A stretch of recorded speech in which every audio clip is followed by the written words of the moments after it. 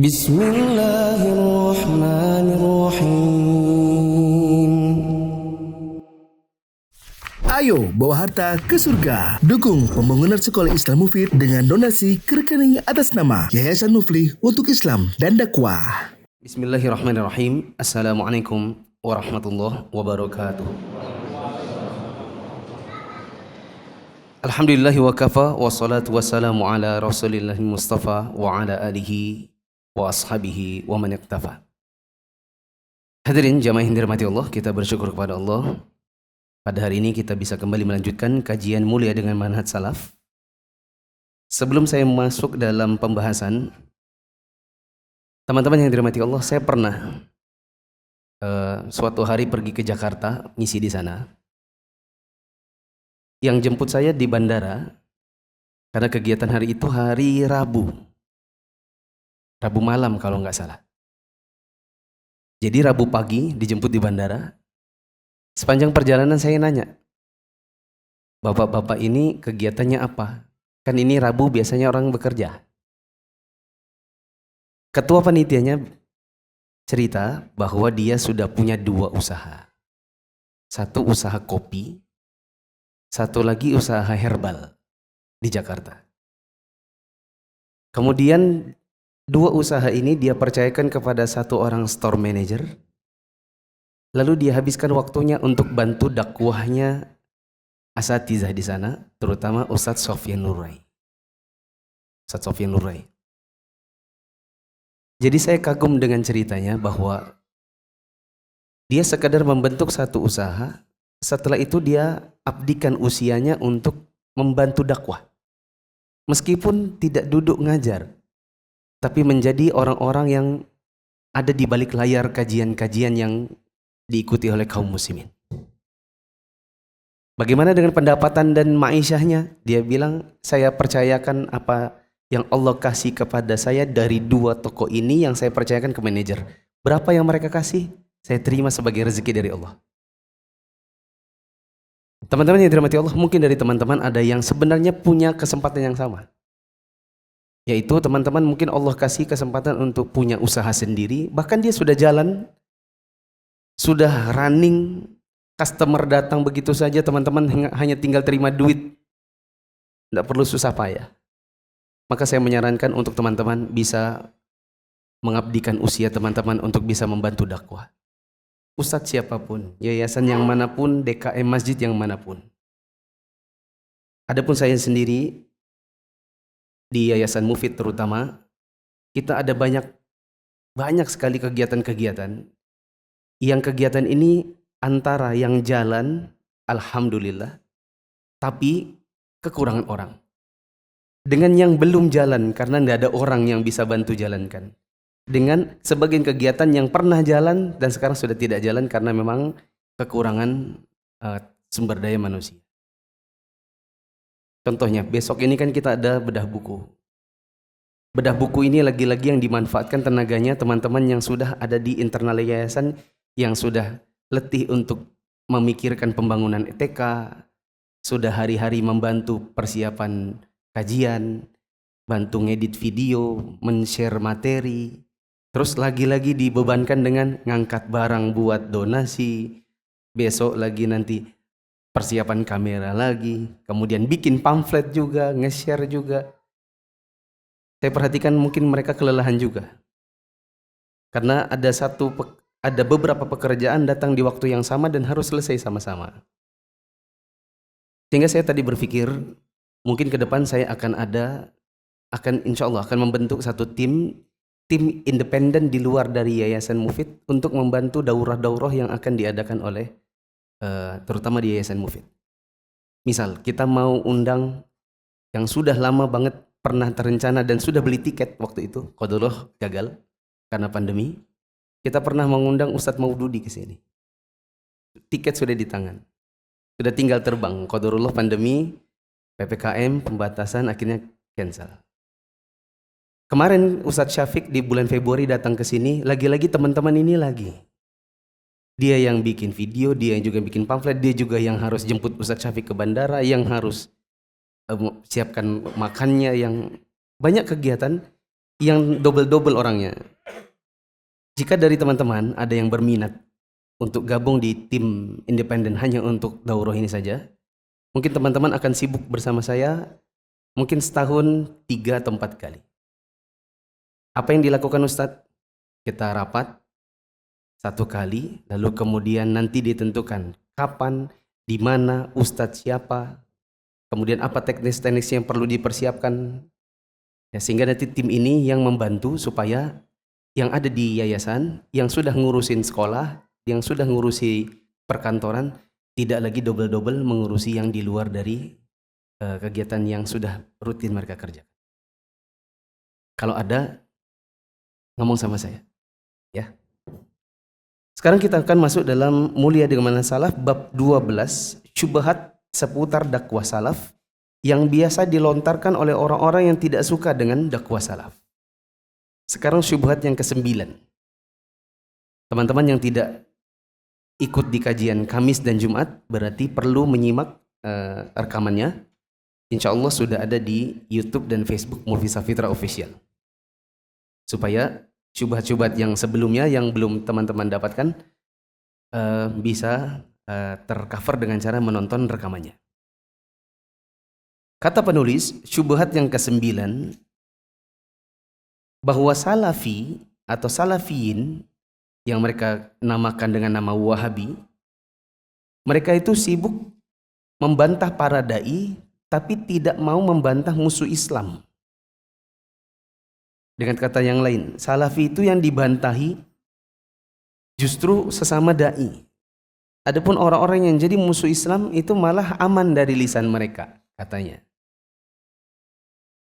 Bantahan terhadap syubhat ini dibagi menjadi 2 sisi. Pertama, kata mereka Ahlus Sunnah membiarkan musuh-musuh Islam. Yang kedua, bahwa Ahlus Sunnah sibuk bantah para dai. Mari kita bedah 2 kalimat ini. Untuk tuduhan yang pertama, ini tuduhan tanpa dalil. Karena Ahlus Sunnah, Salafiyin justru sejak dahulu mengajarkan kepada manusia untuk bertauhid dan mengingatkan mereka dari bahaya syirik. Mengingatkan mereka dari bahaya kekufuran, kekafiran, bid'ah dan maksiat. Perlu dicatat di dekat situ teman-teman. Musuh Islam itu ada 4 kurang lebih. 1, orang-orang musyrik atau musyrikun. Yang kedua, orang-orang kafir. Yang ketiga, orang-orang munafik. Dan yang keempat adalah orang-orang yang menyebarkan bid'ah di tengah masyarakat. Musuh Islam itu ada 4. Kalangan orang-orang musyrik, kalangan orang-orang kafir, kalangan orang-orang munafik, dan kalangan orang-orang yang menyebarkan kebid'ahan di masyarakat, yang disebut dengan mubtadi'. Jadi kalau kembali kepada perkataan mereka, Salafi itu tidak membantah musuh Islam.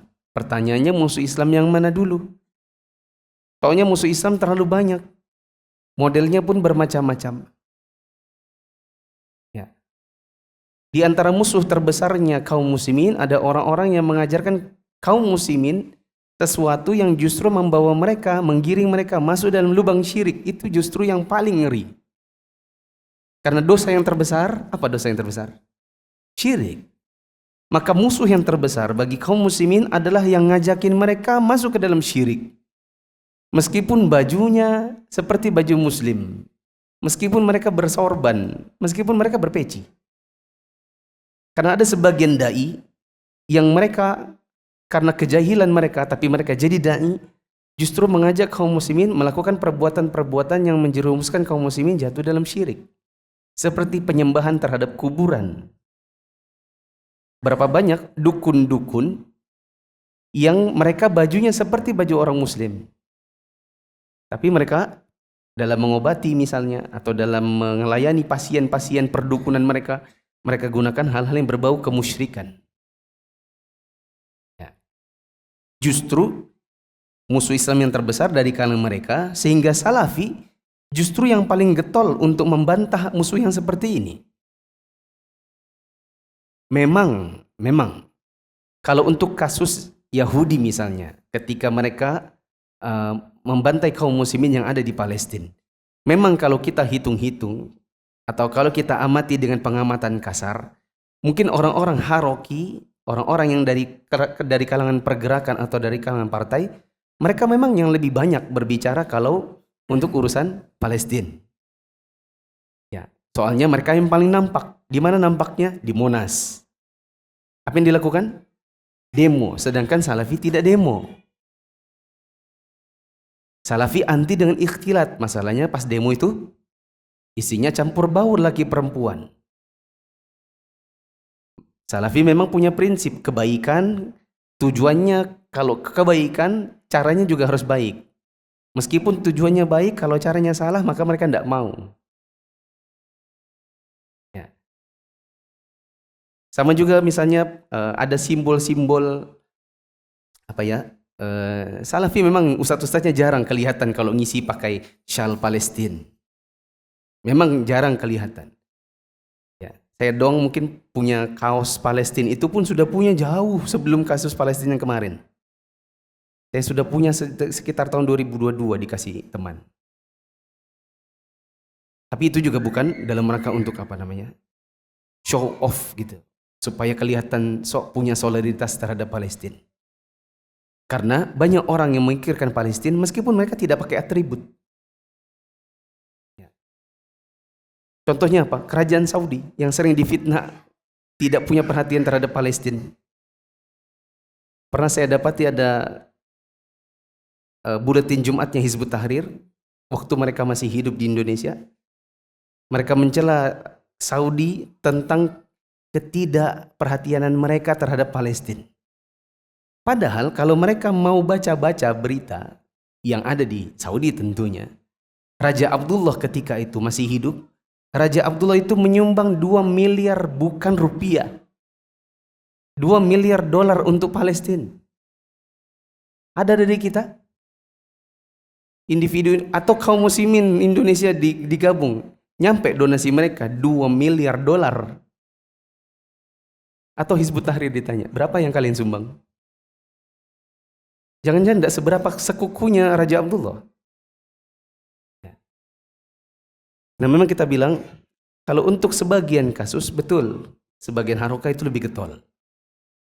Tapi tidak bermakna Salafi itu tidak punya perhatian sama sekali. Terutama dari sisi tauhid, Salafi itu justru yang paling getol. Kata penulis, Ahlus Sunnah sejak dahulu membantah musuh-musuh Islam dari kalangan orang kafir dan munafik. Menjelaskan jalan yang membawa kepada kemusyrikan, kekafiran, kemunafikan. Dibantah juga cara orang kafir untuk merusak agama Islam sejak zaman Nabi SAW sampai sekarang. Ya.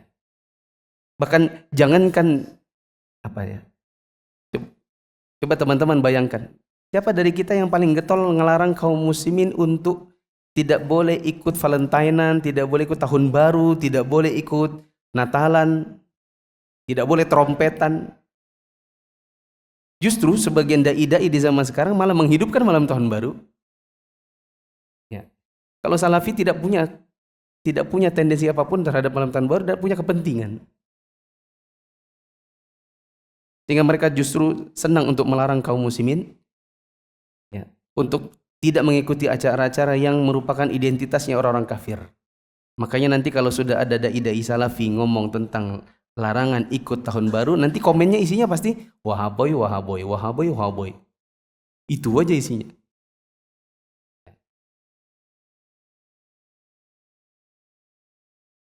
Siapa yang ngetik wahaboy itu? Orang kafir apa orang Islam? Orang Islam juga. Pertanyaannya, mereka yang nulis-nulis wahaboy, wahaboy itu, mereka ngajinya sama siapa kalau gitu? Belajar agamanya sama siapa? Apakah kalian tidak diajarkan oleh guru-guru kalian tentang larangan malam tahun baru? Larangan perayaan ulang tahun? Atau justru kalian punya guru-guru yang justru mereka ustadz-ustadz tapi merayakan ulang tahun? Ya. Yang dulunya anti ulang tahun, belakangan setelah dikenal di kalangan artis, sering dibawa lama-lama ikut ulang tahun juga.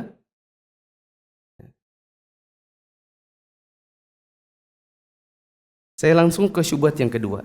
Syubhat yang kedua di halaman sebelahnya, katanya Ahlus Sunnah itu sibuk membantah para dai. Maka kita katakan, sesungguhnya perkataan bahwa Ahlus Sunnah menyibukkan diri dengan membantah para dai yang menyimpang maka ini dianggap sebagai jalannya orang salafi. Sebab Ahlus Sunnah berpijak pada firman Allah, walitastabina sabilul mujrimin, agar terlihat jelas jalannya orang-orang yang berdosa. Maksudnya orang-orang yang mujrimin, orang-orang yang punya dosa-dosa dan penyimpangan, agar kelihatan cara-caranya mereka. Makanya kalau dikatakan Ahlus Sunnah itu sibuk membantah para dai, kalau untuk sibuk sih enggak. Tapi kalau untuk punya waktu sesekali, iya betul. Kalau teman-teman jadi follower atau subscriber media sosial saya misalnya, sebagai pembanding saja ya, karena saya tidak begitu mengikuti media sosial ustadz-ustadz yang lain. Punya saya, itu kalau dikulik-kulik memang ada bantahan-bantahan kepada para dai. Yang terbaru membantah dai-dai yang ngajak orang nonton film religi. Pernah 2020 membantah dai yang suka bicara tentang akhir zaman. Ya. Seperti Ustadz. Pernah 2017 saya bantah pada sebagian pemikirannya. Pernah dalam beberapa video Ustadz. Tapi apakah saya sibuk dengan mereka? Kalau mau bilang iya sibuk, teman-teman harus punya persentase terlebih dahulu. Berapa banyak video yang ada di media sosial saya yang berhubungan dengan mereka dengan yang selainnya. Begitu banyak yang selain tentang mereka. Itu pun hanya sesekali-sesekali bila ada kasus-kasus tertentu saja. Seperti kemarin film religi. Begitu film religinya redup, ya sudah nggak diurusin lagi. Atau yang penting sudah menjelaskan supaya kaum muslimin tidak ikut-ikutan, setelah itu selesai. Jadi kalau dibilang Ahlus Sunnah sibuk bantah para dai, wallahu alam, saya tidak tahu ustadz yang lain. Adapun saya katakan saya tidak sibuk dengan mereka, tapi kadang-kadang ada waktu buat mereka. Sesekali-sesekali, tergantung dengan kasusnya. Apalagi ini memang dituntut di dalam dakwah kita. Dakwah itu kan tidak hanya amar ma'ruf saja. Ada apa namanya? Satu lagi, nahi mungkar. Bukan cuma mengajarkan kaum muslimin ini jalan yang benar, tapi kalau ada yang salah diingkari juga. Memang amar ma'ruf nahi mungkar. Memang itulah yang namanya sepaket dakwah. Begitu. Bukankah Nabi SAW juga melakukannya? Apakah Nabi sepanjang hayatnya beliau hanya mengajarkan sholat, puasa, haji, zakat? Ataukah Nabi juga ingatkan ini jalan syirik, ini bid'ah, ini apakah Nabi tidak mengajarkan seperti itu? Ya, Nabi mengajarkan dua-duanya, menunjukkan bahwa jalan dakwah itu memang harus ada dua-duanya. Ada amar ma'ruf, ada nahi mungkar. Siapa yang kita ingkari kemungkarannya? Di antaranya dai-dai yang ngajak kaum muslimin melakukan kemungkaran. Baik. Allah Subhanahu wa taala berfirman, "Wa ma aktsarun nasi walau harasta bimu'minin." Kebanyakan manusia tidak akan beriman walaupun engkau sangat menginginkannya. Wa in tuti' aktsara man fil ardi yudilluka an sabilillah. Kalau kamu mengikuti kebanyakan orang di muka bumi, niscaya mereka akan menyesatkanmu dari jalan Allah. Maka dengan dalil-dalil ini, kaum muslimin, para dari kalangan salafi, mereka punya jalan untuk di dalam dakwah mereka mengajak kaum muslimin untuk menghindari jalan-jalan yang menyesatkan manusia. Apakah itu bentuknya kemusyrikan, apakah itu bentuknya kebid'ahan, dosa besar, dosa kecil, dan dosa-dosa yang lain. Nah, seseorang itu dikenal dengan kebenaran, dan kebenaran bukan dikenal dengan seseorang. Maka kenalilah kebenaran, niscaya kamu akan tahu siapa yang ada di atas kebenaran. Semoga Allah meridhoi Abdullah bin Mas'ud radhiyallahu anhu yang pernah mengatakan, al-jama'atu ma wafaqal haqq wa in kunta wahdak. Berjamaah atau al-jamaah yang dimaksudkan Nabi SAW sebagai orang yang masuk dalam al-firqatun najiyah adalah apa yang sesuai dengan kebenaran meskipun kamu seorang sendiri saja. Oleh karena itu Ahlus Sunnah Salafiyin membersihkan masyarakat Islam dari kejahatan orang-orang yang menyusup ke dalam Islam. dan kaum muslimin dan yang terpengaruh dengan mereka dari kalangan kaum muslimin sendiri, sehingga agama Allah selamat, kuat dan bersih dari segala yang mengotori keindahannya, dan cukuplah Allah sebagai penghisab bagi mereka. Wallahu a'lam. Saya ringkaskan bahwa kalau ada yang berkata Salafi itu tidak sibuk membantah musuh Islam, malah sibuknya membantah para dai, maka kita jawab dengan dua sisi. Sisi yang pertama, bahwa musuh Islam itu ada luas. Kalau musuh Islam itu adalah kemusyrikan, maka justru Salafi yang paling getol, karena dakwah tauhid itu yang paling getol adalah Salafi. Meskipun memang kita akui pada sebagian masalah, sebagian orang-orang harokah mereka lebih getol, apalagi sesuatu yang bisa nampak. Contohnya demo tentang Palestina. Memang mereka akan semakin nampak dan kelihatan lebih daripada orang-orang Salafi. Kenapa? Karena memang mereka menempuh jalan yang memang memperlihatkan itu. Apa tadi saya bilang? Demo. Sedangkan di Salafi tidak. Antum pernah lihat Ustadz Abdurrahman rahimahullah, Ustadz Rafi'i, Ustadz Nurkomari berdiri di lapangan Merdeka, teriak-teriak sama istri-istrinya, Free Palestine, free. Pernah? Tidak. Kenapa? Karena memang mereka tidak menempuh jalan itu. Jalan di mana wajah-wajah istrinya ditampakkan di jalanan, berteriak-teriak di jalanan dan kadang-kadang mengganggu ketertiban di jalan. Memang kita tidak menempuh jalan itu. Tapi apakah kita tidak membela Palestina? Kita membela tapi caranya berbeda. Ya, sehingga kita tidak begitu nampak dalam sisi ini. Bantahan yang kedua, bahwa membantah para dai itu bagian dari sunnah Nabi dalam dakwahnya. Karena menggabungkan antara amar ma'ruf nahi mungkar. Terlebih lagi sebagian kemungkaran yang dilakukan kaum muslimin itu semakin merebak karena dai-dainya yang ngajarin. Berapa banyak dai-dai yang dalam ceramahnya justru membela riba. Bagi mereka riba itu halal-halal aja kalau ikhlas. Riba itu yang nggak boleh itu kalau berlipat-lipat. Kalau ribanya itu hanya 2%, 3%, itu enggak apa-apa katanya. Justru akhirnya semakin banyak riba gara-gara dai-nya yang membuat pembenaran buat mereka. Harusnya bioskop itu mati aja. Ya. Harusnya bioskop itu enggak boleh hidup karena di situ orang maksiat. Coba tanya sama yang pacaran-pacaran di bioskop. Kenapa mereka enggak pacaran di masjid? Kenapa pacarannya di bioskop? Enak toh, gelap, nggak ada yang lihat, ya kan? Ada triggernya apa yang dilihat. Ya. Memang harusnya bioskop itu usaha mati harusnya. Tapi jadi merebak, kaum muslimin jadi senang datang ke sana. Kenapa? Ternyata ustadz yang hafal letak Quran, hafal letak ayat, ngajak juga pergi ke sana. Ternyata ustadz yang followernya jutaan malah ngajak kaum muslimin pergi ke sana. Malah ustazah yang jutaan followernya malah jadi promotornya, malah jadi aktrisnya di dalamnya.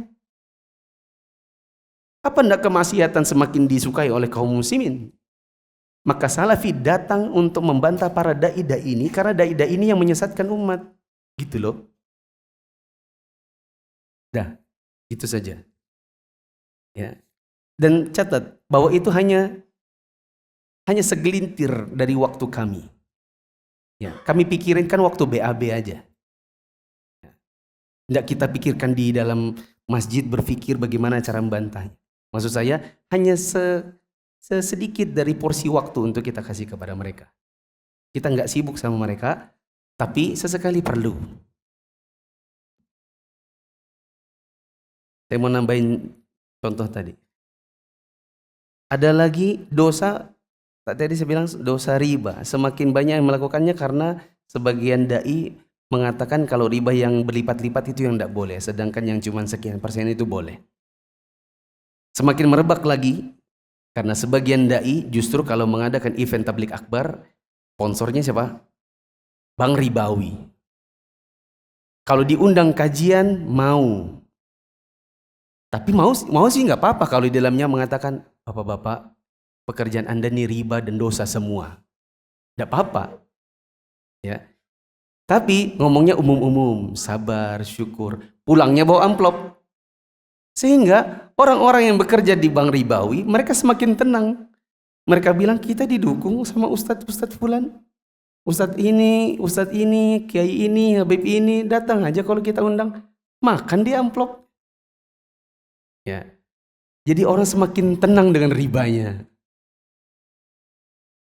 Nah, kami dulu pernah diskusi di grup asatidzah beberapa tahun yang lalu. Bagaimana kalau kita diundang misalnya kantor pajak, sama diundang sama bank? Ya. Yang jawab diantaranya kalau nggak salah Ustadz Irwandi. Saya pernah ngisi di pajak. Dan saya omongin. Ada lagi, saya lupa Ustadz Abdurrahman rahimahullah ngisi dulu ada BNI Syariah. Saya lupa diskusi kami tentang kita datang ceramah terus pulang nggak usah bawa amplop, boleh atau tidak? Intinya kita diskusikan karena beberapa dari kita itu diundang seperti itu. Lanjut, syubhat yang ke-10. Salafi, kata orang-orang yang tidak suka sama salafi, mereka itu mengkafirkan kaum muslimin. Salafi itu suka mengkafirkan kaum muslimin, katanya gitu. Sebenarnya ini nggak usah panjang-panjang kalau mau membantah sebenarnya. Ini ada 2 halaman.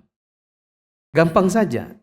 Kalau salafi mengkafirkan kaum muslimin, maka salafi tidak mungkin sholat di belakang orang-orang yang bukan salafi. Saya dai salafi. Saya sholat di belakang orang-orang yang meskipun bukan salafi. Karena bagi saya mereka kaum muslimin. Adapun mereka punya kesalahan yang tidak sesuai dengan apa yang saya pahami, maka itu uzur dan inilah objek dakwah. Adapun mereka yang jadi imam, sah sholat saya di belakang mereka. Justru bodoh kalau saya tidak mau sholat di belakang mereka lantaran ada perbedaan, lalu kemudian saya pergi dan akhirnya sholat di rumah. Adalah kebodohan seorang salafi apabila dia tinggal di sebuah lingkungan, misalnya yang menjadi imamnya di situ adalah atau apapun yang bukan salafi misalnya. Kemudian dia lebih milih, saya pilih sholatnya di rumah aja daripada bergabung dengan mereka.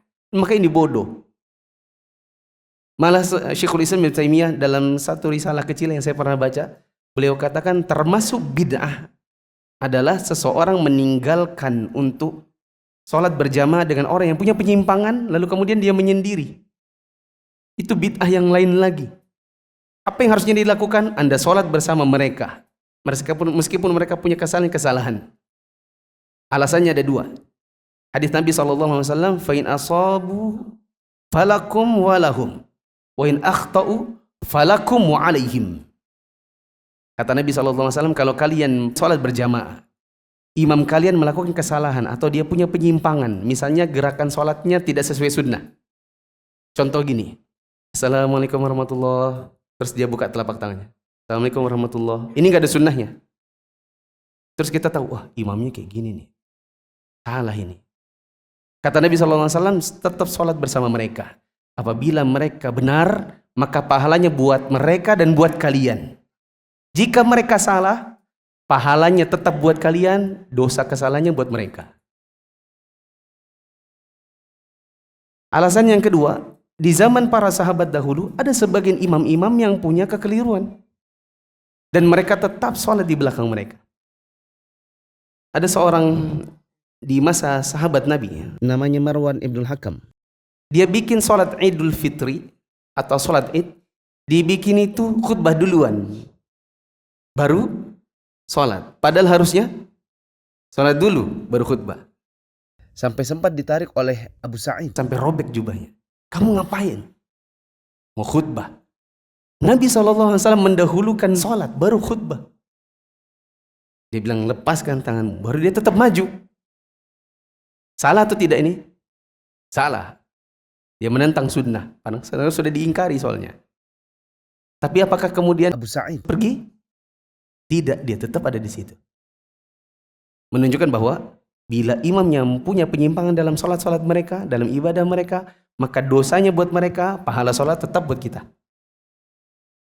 Maka tidak boleh kaum muslimin, apalagi mengaku jadi salafi, untuk meninggalkan sholat berjamaah bersama kaum muslimin. Malah kalau meninggalkan sholat berjamaah bersama kaum muslimin, Anda yang salah. Dan ini semakin menunjukkan bahwa Salafi itu tidak mengkafirkan kaum muslimin. Karena kalau kafir, tidak sah dong sholat bersama mereka. Betul? Ya atau tidak? Tidak seperti Jokam, Islam Jamaah. Memang mereka tidak suka dan mereka tidak merasa sah kalau mereka sholat menjadi makmumnya yang bukan Jokam. Jokam tahu ya? Apa namanya? Nah itu. Salah satu jenis sapu. Begitu. Kalau mereka memang tidak mau. Beberapa minggu lalu saya sempat cerita di sini. Saya bikin workshop di kantor. Orang-orang ini kok hari pertama sudah saling kenal. Oh ternyata satu geng manhaj. Namanya Jokam. Setiap kali diajak sholat berjamaah, mereka bilang duluan aja, duluan aja. Sampai saya akhirnya di beberapa hari kemudian ngetes. Nah, coba kalian duluan, saya mau makan. Silakan duluan, saya mau makan dulu. Maju mereka pergi sholat. Tapi saya prank, saya cepat-cepat wudhu. Begitu mereka mau iqomat, saya langsung maju jadi imam. Siapa suruh? Ya. Saya yang jadi imam langsung maju. Tahu sufakum. Kelihatan mukanya udah beda-beda.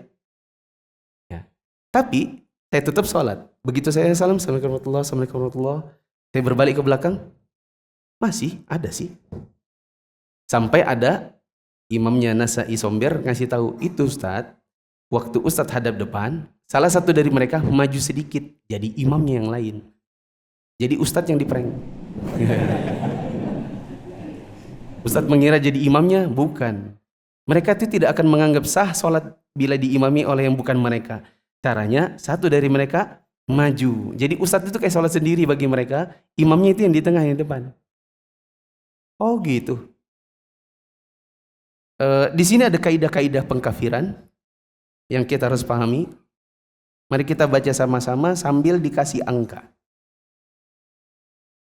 Kata penulis, ketahuilah bahwa takfir atau mengkafirkan seorang muslim itu masalah yang sangat bahaya dan tidak boleh ceroboh.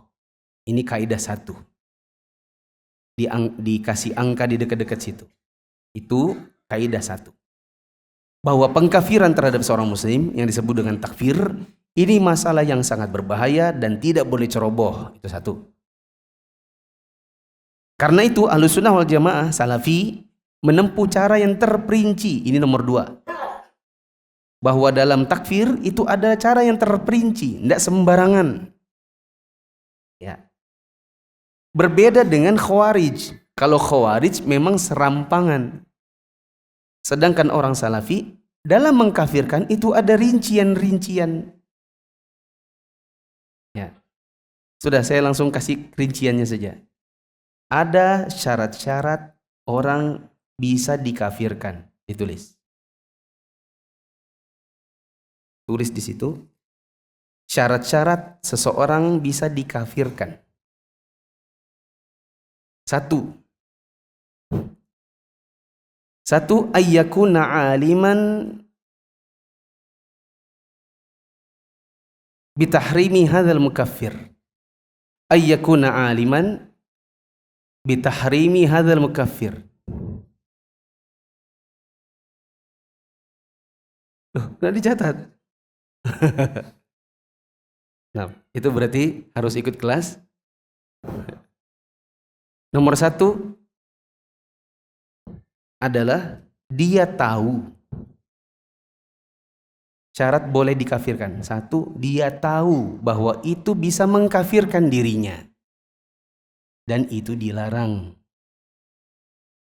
Satu, dia tahu bahwa itu adalah sesuatu yang bisa mengkafirkan dirinya dan itu dilarang. Malah dilakukan, gitu loh. Syarat yang kedua, muta'ammidan li fi'lihi. Sengaja melakukannya. Sudah tahu, sengaja lagi. Kalau dia tidak sengaja, beda lagi. Ketiga, mukhtaron. Dia tidak dipaksa, alias sukarela mengerjakannya. Dia tidak dipaksa alias sukarela mengerjakannya. Teman-teman sambil menulis contohnya sambil dengarkan saya menjelaskan. Seseorang itu baru boleh dikafirkan, ada syarat-syaratnya. Syaratnya satu, apa tadi? Tahu apa? Bahwa itu bisa mengkafirkan dirinya dan itu dilarang dalam agama. Contoh, melecehkan Al-Quran, itu bisa mengkafirkan orang. Karena konsekuensi dari beriman kepada kitabullah adalah menghormati Al-Quran. Kita saja tidak boleh taruh Al-Quran itu di lantai sembarangan. Nah ini misalnya ada orang muslim, dia bilang saya ini muslim. Terus dia main Quran, dia yang kayak bola basket itu, nah, dipakai jarinya itu. Quran, baru dilemparnya. Masuk bak sampah. Dia tahu bahwa itu melecehkan Al-Quran. Dia tahu itu dilarang dalam agama, dilakukannya. Maka ini bisa jatuh ke dalam kekafiran. Beda kalau anak bayi. Anak bayi tidak tahu. Dia tidak tahu kalau itu Quran. Dilempar-lemparnya, dirobek-robeknya, dikencinginya. Apakah anak ini jadi kafir? Ih kafir kamu dek. 3 tahun. Belum tahu dia. Itu apa? Kalau 3 tahun sekarang sudah tahu lah ya. 1 tahun dikencinginya, didudukinya. Kalau orang dewasa dudukin Quran dikasih bokong gini, bisa kafir orangnya. Betul? Tapi kalau anak 1 tahun apa yang dia tahu? Maka kalau dia tahu, maka ini bisa jatuh ke dalam kekufuran. Tapi kalau anak kecil mana tahu? Oke? Anggap ini mushaf. Saya taruh di bawah misalnya. Kemudian saya tendang. Dan saya orang dewasa. Saya sengaja, syarat yang keberapa tadi? Yang kedua, apa syarat yang kedua? Sengaja. Ini ada mushaf, saya lempar di lantai. Jangan saya lah ya. Ada orang melemparnya di lantai, lalu kemudian ditendang, dijadikan kayak bola, jadi kafir orangnya. Karena apa? Sengaja. Tapi kalau ilmu Al-Quran misalnya dalam kardus, tidak tahu kitanya kalau itu ternyata isinya mushaf. Kita tendang-tendang itu kardusnya. Terus diingatkan, jangan ditendang, itu mushaf itu. Hah? Mana sih? Itu yang dalam kardus itu mushaf. Coba dibuka. Oh ternyata benar isinya mushaf. Ya Allah maafkan ya Allah, saya nggak tahu ya Allah. Apakah kita jadi kafir? Kenapa tidak jadi kafir? Karena tidak sengaja. Kita tahu menendang Al-Quran secara sengaja itu haram dan itu bisa mengkafirkan kita. Tapi kita tidak sengaja karena kita tidak tahu di dalamnya itu ternyata. Atau itu betulan mushaf cuman tertendang, tidak sengaja. Gara-gara ada misalnya anak kita meletakkan di bawah. Ada mushaf kecil, kita kira rokok kita. Kita kira rokok gitu kan. Kita tendang. Ternyata mushaf saku. Ya. Atau kita tidak sengaja intinya ditaruh di bawah lalu tertendang kaki. Apakah kita jadi kafir? Jawabannya tidak. Kenapa tidak jadi kafir? Karena tidak sengaja. Saya nggak ngerokok ya, demi Allah nggak ngerokok. Terakhir kali ngerokok SMP kelas 3 itu pun dipaksa teman-teman supaya kalau ada yang ketahuan maka bukan mufli orangnya. Karena dia bilang gini, kami semua sudah ngerokok, cuman mufli yang belum. Kalau ada yang lapor ke ustadz dan ketahuan, pasti pelakunya. Siapa pelapornya? Pasti mufli. Awas kamu. Takut saya. Sudah. Kelas 3 SMP. Dan itu terakhir. Hanya sekali demi menyelamatkan diri dari tuduhan. Ya, demi Allah saya nggak merokok. Yang ketiga apa tadi? Sukarela, tidak dipaksa. Maka kalau ada melakukan kepengkafiran tapi dia dipaksa, maka dia tidak bisa dikafirkan. Yang tahu contohnya saya kasih hadiah. Siapa yang tahu? Hadiahnya ini. Kupon. Apa ini? Voucher. Nanti kalau ditukar bisa jadi gamis kah, jadi celana, bisa jadi enggak tahu jadi apa. Kisah Ammar bin Yasir. Ammar bin Yasir disiksa oleh orang-orang kafir Quraisy. Apa yang dia lakukan? Menghina Nabi. Dia ditawarkan, kalau kamu menghina Muhammad, kita kurangin Apa yang dia lakukan? Dia hina Nabi. Soalnya dia sudah kesakitan. Maka Nabi datang, gimana kabar Ammar? Ya Rasulullah, sakit ya Rasulullah. Kalau mau keluar dari agama, enggak mau saya. Tapi saya disiksa. Nah, supaya dikurangi, katanya suruh menghina dulu, menghina Muhammad, menghina Anda ya Rasulullah. Terus apa yang kamu lakukan? Terpaksa ya Rasulullah, saya hina engkau. Tapi bagaimana dengan hatimu? Hatiku tetap beriman. Cuman untuk mengeringankan siksanya saja, maka saya terpaksa menghina Anda. Maka Nabi SAW mengatakan, kalau mereka balik lagi, lakukan lagi. Maksudnya, ya, kata Nabi, fa'in adu fa'ud. Kalau mereka balik lagi, lakukan lagi yang tadi kamu lakukan. Apa itu? Hina Nabi, enggak apa-apa. Selama hatinya masih beriman, karena terpaksa. Mau yang mana? Merah apa hitam? Kayaknya antum sudah tahu kalau merah itu apa, hitam itu apa. Memang ada bedanya.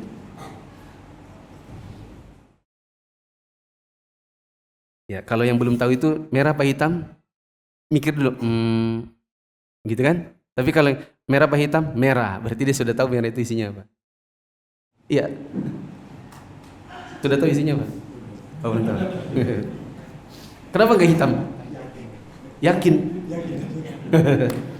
Hitam aja mau enggak? No.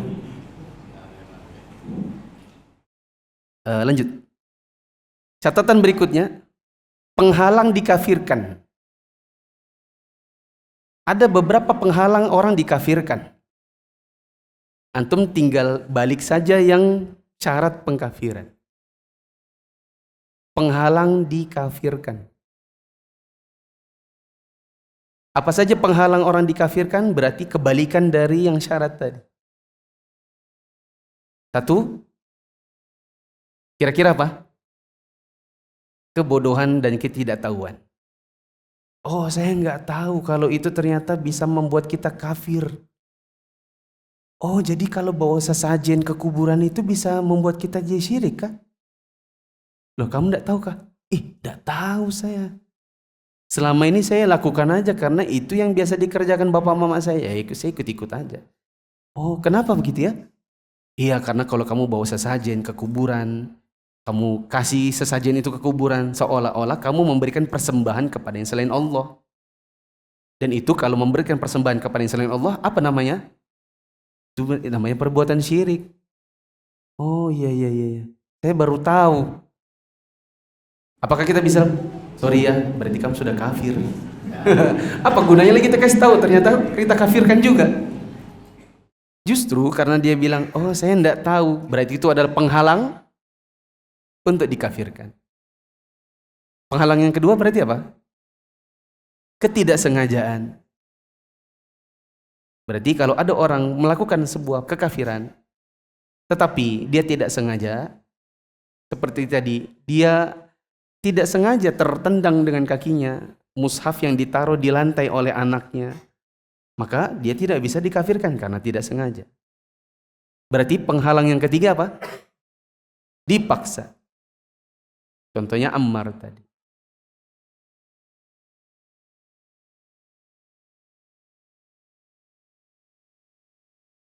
Selanjutnya kita baca lagi.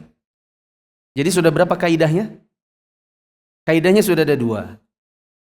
Kaidah yang kedua tadi adalah Salafi itu mengkafirkan itu pakai rincian, tidak sembarangan. Apa rinciannya? Ada dua model.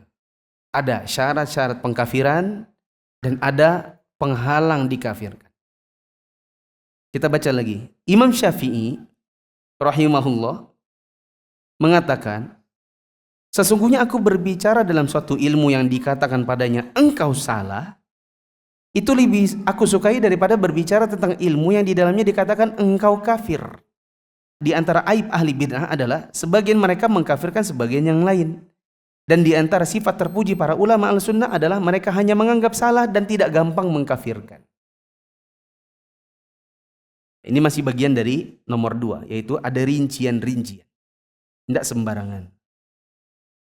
Yang ketiga, berikutnya Imam At-Tahawi rahimahullah mengatakan kita tidak mengkafirkan seorang pun dari umat Islam karena suatu dosa selama tidak menghalalkannya. Maka ini juga kaidah yang lain. Seseorang bisa dikatakan dia masuk ke dalam kekafiran apabila dia melakukan dosa yang itu sudah sama-sama diketahui adalah dosa, lalu dia halalkan. Misalnya dia berzina, ketika ditanya kenapa berzina, dia bilang memangnya kenapa? Berzina itu haram, enggak, bagiku halal. Maka orang ini kafir. Syekhul Islam Ibnu Taimiyah rahimahullah mengatakan, mewajibkan dan mengharamkan, ganjaran dan siksaan, pengkafiran dan pemfasikan, kembali kepada Allah Ta'ala dan Rasulnya. Tidak ada hak bagi seorang pun dalam menetapkan hukum ini. Kewajiban manusia hanyalah mewajibkan apa yang Allah Ta'ala dan Rasulnya wajibkan, dan mengharamkan apa yang Allah Ta'ala dan Rasulnya haramkan. Ya, artinya, intinya adalah tidak sembrono.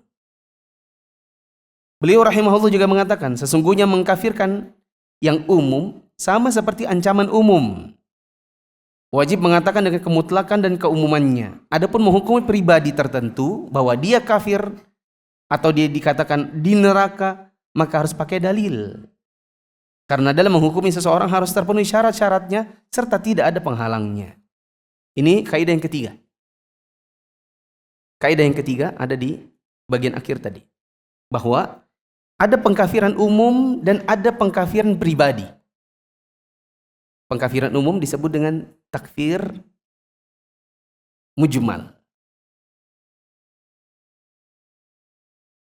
Pengkafiran pribadi namanya takfir muayyan. Teman-teman yang sudah ngaji lama sama saya, insya Allah sudah tahu istilah ini. Ada yang namanya takfir global. Ada yang namanya takfir muayyan. Ada yang mujmal, ada yang muayyan. Maksudnya gini teman-teman. Yang ada yang kita kafirkan tapi hanya perilaku saja, orangnya tidak. Ada yang orangnya. Contoh. Di antara pengkafiran adalah misalnya jadi dukun. Ada orang profesinya tukang santet, maka ini mengkafirkan dirinya. Kita ngomong secara global. Siapa yang jadi dukun, maka orang ini bisa jatuh ke dalam kekafiran. Ini kan kita ngomong pengkafiran perilakunya, betul? Ternyata di sebelah rumah ada yang tersinggung. Lama-lama kita ketemu sama dia. Sampai ini kalau ngomong itu jangan sembarangan mas. Kenapa pak? Saya dengar sampai ini itu bilang dukun itu kafir. Ya, memangnya kenapa pak? Tersinggung saya. Bapak dukun? Iya. Rupanya dia dukun. Ya kan? Kita bilang, Pak, maaf ya. Saya mengkafirkan secara mujmal. Global. Yang saya kafirkan adalah perilakunya. Karena jadi tukang santet itu adalah bentuk kekufuran. Ya. Kalau Bapak ternyata merasa tersinggung karena merasa, mohon maaf saya tidak mengkafirkan Bapak. Tapi kalau seandainya Bapak memang merasa, saya ingatkan, Bapak bisa jatuh ke dalam kekufuran kalau tidak taubat. Yang kita kafirkan di sini adalah perilakunya. Kalau sudah begini, Bapak ini dukun? Iya. Bapak ini kafir. Itu namanya sudah bukan global lagi. Apa tadi yang satunya? Muayyan. Karena yang dituju adalah pribadi seseorang. Nah kadang sebagian orang itu bilang gini, syubhat yang ke-10. Salafi itu suka mengkafirkan kaum muslimin. Soalnya ada perilaku kekafiran yang dialah pelakunya, lalu dia tersinggung. Itu dia masalahnya. Misalnya saya ngomong, siapa yang datang ke kuburan wali-wali supaya bisa menang pemilu, dia bawa uang ke sana, kemudian dia minta-minta di kuburan itu dan berkata, wahai wali, bantu saya untuk memenangkan pertandingan pemilu nanti. Engkau adalah Kalijogo. Ada lawanku di sana, Sunan Ampel. Tidak tahu siapa yang lebih sakti dari kalian berdua. Tolong wali, bantu saya. Saya nanti juga mau ke kuburannya Guru Anu. Saya mau ke kuburannya Gus Anu. Dia pindah-pindah. Tujuannya memenangkan pertandingan pemilu. Dia minta sama yang dikubur, maka orang ini keluar dari Islam. Ada yang nonton live ini, tersinggung dia, baru dia bilang, nah Wahabi mengkafirkan kita. Saya tidak mengkafirkan Anda, saya mengkafirkan perilakunya. Adapun nanti kalau kita ketemu, mungkin saya hanya mengatakan, hati-hati Pak, itu perbuatan bisa menjatuhkan Bapak ke dalam kemusyrikan. Bertaubatlah kepada Allah. Kalau mau, saya enggak juga bilang mau menang ya. Kalau Anda butuh rezeki, minta sama Allah, jangan minta sama yang dikubur. Kalau seandainya tersinggung, ya saya tidak bermaksud mengkafirkan Anda secara pribadi, karena yang saya omongin ini adalah perilakunya. Teman-teman bisa paham? Bedakan antara takfir global, mujmal, dengan takfir muayyan atau individu. Ini sama seperti, saya kasih contoh sedikit lagi ya. Buat Anda, orang-orang yang bergerak di bidang riba, wahai para developer aplikasi-aplikasi riba, kalau Anda tidak tobat kepada Allah, Anda bisa masuk neraka. Karena Nabi SAW mengatakan, riba sab'un wa thalathuna baban, aisaruha mithlu ayyankiha ar-rajulu ummahu. Orang-orang yang melakukan riba itu, dia harus tahu, riba itu punya 73 tingkatan. Tingkatan yang paling rendah seperti orang berzina dengan mamanya sendiri. Rela Anda cari duit dengan cara menzinai ibu sendiri? Bertaubatlah kepada Allah. Anda bisa masuk neraka nanti. Ada nih developer website dan aplikasi riba, dia nonton baru dia bilang, nah Wahabi suka bilang orang masuk neraka kayak dia yang punya neraka. Saya bilang Anda bisa masuk neraka karena itu memang ditunjukkan dalam Al-Quran dan Sunnah. Adapun orangnya, adapun Andanya secara pribadi, maka bertaubatlah kepada Allah. Tapi ya wallahualam, bisa jadi mungkin setahun lagi Anda masih hidup, Allah kasih kesempatan, terus Anda duduk nanti di kajian, ketemu kita di sini. Atau malah sebaliknya, waliyadzubillah, sebagian dari kita akhirnya Allah cabut hidayahnya, setahun ke depan ternyata aja di diskotik. Tahun ini di kajian, tahun depan di Melawai. Melawai kalau duduk-duduk sih enggak apa-apa. Ke diskotik intinya. Bisa dipahami teman-teman? Kalau kita bilang perbuatan riba membuat pelakunya jatuh ke dalam neraka, adapun kalau kita ketemu dengan pelakunya, maka kita cuma bilang, saya tidak bilang Anda pasti masuk neraka. Saya cuma bilang Anda hati-hati, taubatlah sebelum mati, khawatirnya Anda masuk neraka. Itu dua hal yang berbeda. Azan dulu.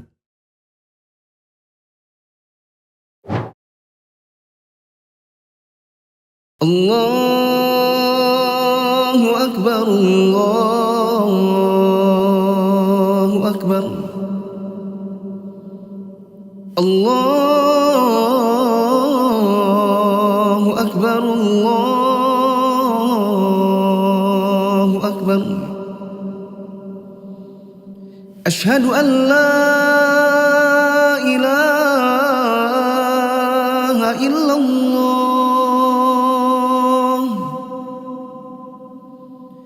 Asyhadu an la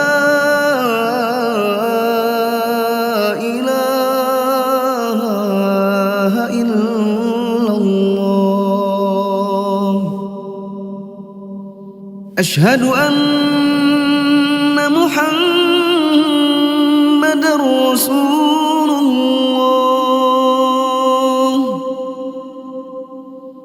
Asyhadu Muhammadar Rasulullah.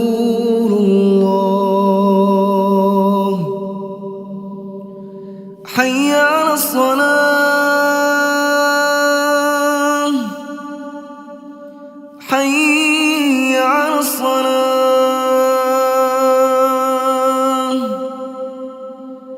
hayya 'alal falah.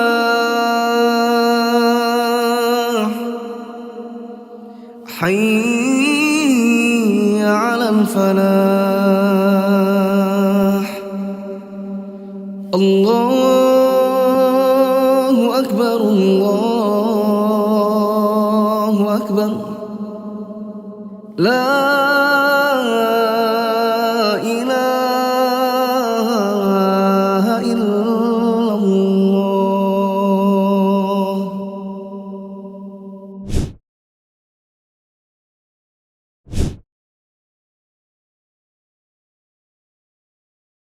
Baik. Jamaah yang dirahmati Allah, kita ringkas saja karena sudah tinggal 1 menit lebih. Di malam ini kita membahas ada syubhat dari orang-orang yang tidak suka dengan dakwah salaf, bahwa salafi itu sibuk membantah sesama dai tapi tidak sibuk membantah musuh Islam. Maka tadi ini sudah dijawab bahwa kita membantah para dai tentu kalau ada kesalahan saja, dan ini pun hanya sesekali bila memang sangat dibutuhkan. Yang kedua, justru salafi banyak membantah atau memerangi musuh-musuh Islam, tapi terutama di bidang kemusyrikan, kekafiran, dan kebid'ahan, serta penyimpangan yang lain seperti kemaksiatan. Ya. Hanya saja mungkin pada sebagian kasus tidak kelihatan. Terus ada syubhat yang mengatakan bahwa orang salafi itu mengkafirkan kaum muslimin. Kita bantah dengan beberapa poin. Pertama, salafi justru mengatakan kalau kita tidak mau sholat di belakang yang bukan salafi, maka ini kesalahan dan ini bid'ah sendiri. Yang benar, kaum muslimin, terutama yang mengaku dirinya salafi, tetap harus mau untuk berjamaah bersama kaum muslimin yang lain. Dan berjamaahnya salafi dengan yang bukan salafi sebagai makmum, ini menunjukkan bahwa salafi tidak mengkafirkan sesama kaum muslimin. Yang kedua, bahwa di dalam keyakinan Ahlussunnah Salafiyah, takfir itu adalah masalah yang berbahaya dan tidak boleh sembrono. Yang ketiga, bahwa di dalam akidah Salafi yang namanya mengkafirkan kaum muslimin itu ada rincian. Rinciannya ditinjau dari 2 hal. Yang pertama adalah syarat boleh dikafirkan, yaitu tahu, sengaja, satu lagi apa tadi? Tidak dipaksa. Sedangkan yang menghalangi seseorang dari dikafirkan ada 3 sebaliknya, yaitu tidak tahu, tidak sengaja, dan dipaksa. Yang terakhir, bahwa di dalam akidah Salafi yang namanya pengkafiran kepada seseorang itu ada 2 model. Pengkafiran perilakunya, yang kedua adalah pengkafiran orangnya. Yang diingatkan oleh dai-dai Salafi adalah kekafiran yang sifatnya adalah perilaku. Maka mereka mengatakan hati-hati dari perilaku ini karena bisa menjatuhkan kita ke dalam kekafiran. Hati-hati dari melakukan ini dikarenakan ini bisa menjatuhkan kita dalam kemusyrikan. Adapun ketika bertemu dengan orang yang melakukannya, maka kita tidak berkata begitu. Kita mengatakan, saya cuma mengingatkan Pak, hendaknya kita berhenti dari perbuatan tersebut. Khawatirnya kita nanti tidak selamat, kita jatuh ke dalam kekafiran. Kalau Anda mau diingatkan, alhamdulillah.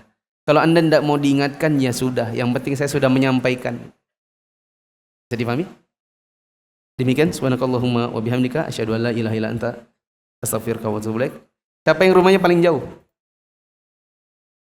Siapa yang baru pertama kali ikut kajian ini? Baru pertama? 1, 2, 3, 4, 5. Oh, banyak. Dari yang 5 yang baru pertama, siapa yang paling jauh rumahnya? Mana?